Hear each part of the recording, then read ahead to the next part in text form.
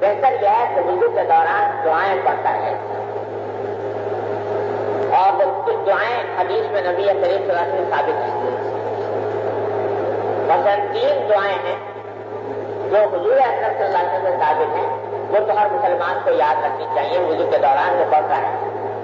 ایک تو کلمہ شہادت، اشہد ان لا الہ الا اللہ واشہد ان محمد رسول اللہ محمد عبدہ ورسولہ، کلمہ شہادت۔ یہ وضو کے دوران اگر کسی کو اور کوئی دعا نہیں آتی تو یہی کلمہ شہادت کی بار بار پڑھتا ہے۔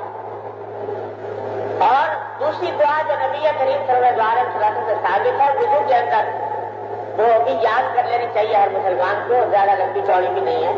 اللہم اغفر لی ذنبی ووسع لی فی داری وبارک لی فی رزقی، اللہم اغفر لی ذنبی ووسع لی فی داری وبارک لی فی رزقی۔ جب تک کسی کو الفاظ یاد نہ ہو تو معنی ہی یاد کر لے کہ اللہ میرے گناہ کو معاف فرما دے، اللہ مغفر لی ذنبی ووسع لی فی داری، اور میرے گھر میں وسعت عطا فرمائیے اور میرے رزق میں برکت عطا فرمائیے۔ تو یہ دعا پڑھتے رہنا چاہیے۔ اور تیسری ایک دعا جو وضو کے اندر ثابت ہے نبی کریم صلی اللہ علیہ وسلم، وہ ہے اللہم اجعلنی من التوابین واجعلنی من المتطہرین، کہ اللہ مجھے بہت توبہ کرنے والوں میں سے بنائیے اور بہت پاک رہنے والوں میں سے بنائیے، اللہم اجعلنی من التوابین واجعلنی من المتطہرین۔ یہ 3 دعائیں نبی کریم صلی اللہ علیہ وسلم سے ثابت ہیں وضو کرنے کے دوران، یہ پڑھتے رہنا چاہیے۔ اگر کسی کو اور یاد نہیں ہوتی تو کم از کم کلمہ شہادت کو اور مسلمان کو یاد ہوتا ہی ہے، وہ پڑھتا رہے اشہد ان لا الہ الا اللہ اشہد ان محمد رسول اللہ، اور فضول باتیں کے بجائے اس میں اپنا وضو کا اوقات کو لگا دیں۔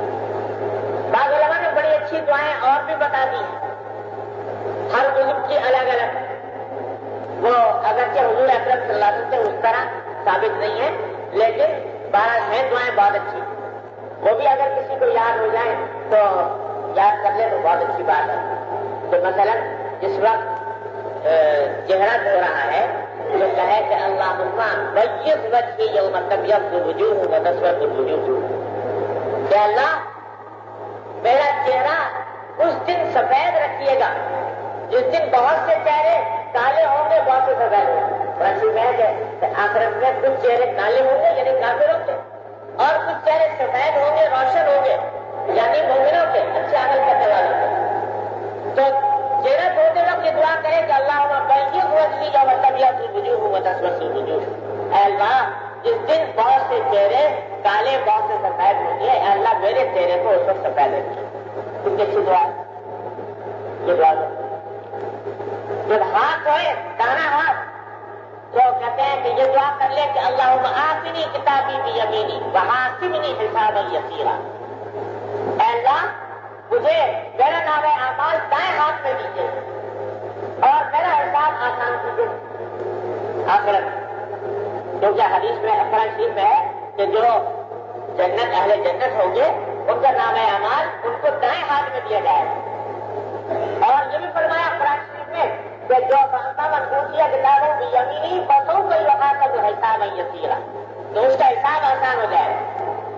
تو دائیں ہاتھ دھوتے وقت آج مجھے دعا کرے کہ یا اللہ مجھے میرا نام اعمال دائیں ہاتھ میں دیجیے گا، میرا حساب آسان کرنا دیجیے۔ اور بائیں ہاتھ ہوئے تو یہ کہے کہ اللہ لا تعطینی کتابی بشمالی ولا من وراء ظہری، یا اللہ مجھے میرا نام اعمال بائیں ہاتھ سے نہ دیجیے گا اور نہ پشت کی طرف سے دیجیے گا، کیونکہ قرآن شریف میں ہے کہ جو کافر لوگ ہوں گے جہنمی ان کو ان کا نام اعمال ان کی پشت کی طرف سے لا کر بائیں طرف سے دیا جائے، بائیں ہاتھ میں دیا جائے۔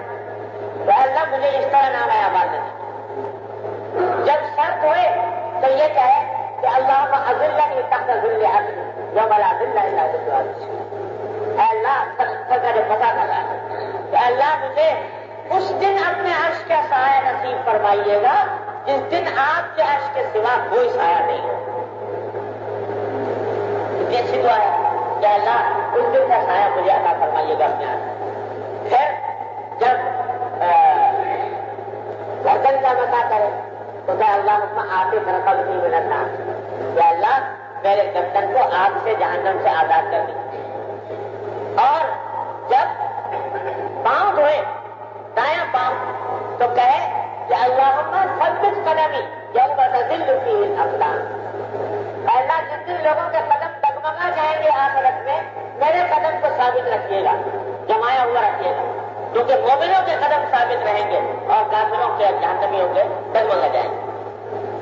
اور بایاں پاؤں دھوئے تو کہے کہ اللہ مغفر لی ذنبی اللہ جعل ذنبی مغفورا وسعی مشکورا متجارا من الذنب. یہ دعائیں ہم لوگوں نے بتائی ہے, اگرچہ حضور اکرم صلی اللہ علیہ وسلم ان مواقع پر ثابت نہیں ہے لیکن ہیں ساری ادعیہ معصورہ, اور اس موقع کے اوپر پڑھنا ان کا بہرحال جائز ہے اور بہت اچھا ہے اگر پڑھ لیں.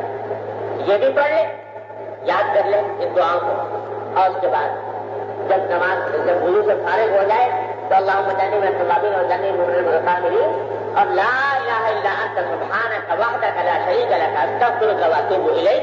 یہ دعا نبی کریم صلی اللہ علیہ وسلم ثابت ہے, دعا وضو کے بعد پڑھنے کی. اس کو یاد کریں, کوئی لمبا چوڑا کام نہیں ہے, مختصر کا عمل ہے, اور یہ کر لے تو سارے وضو کے اندر انشاءاللہ برکات و احوال پیدا